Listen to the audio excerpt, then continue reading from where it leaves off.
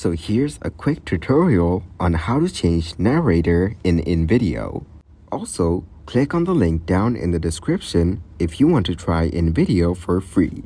So first of all, open up your browser and go to the search bar and search invideo.io. And as you can see, I'm already logged into my Invideo account. So once you're in your dashboard, open up any of the project that you want. Here, I'm selecting a previous project that I've worked on. So once you open up your project, you'll get to see this interface. Now, you need to click on the edit option right here. After that, you'll get to view your project in different chapters or sections. Now, you need to click on edit script. After that, you will see your entire script for the video and also some options to edit it on the right. And as you can see, there is a specific option for narrator.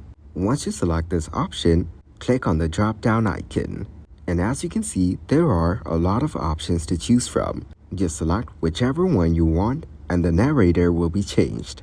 So that is exactly how you can change your narrator in Invideo. Don't forget to click on the link down in the description if you want to try Invideo for free. Please subscribe to the channel and like the video if this helps you out.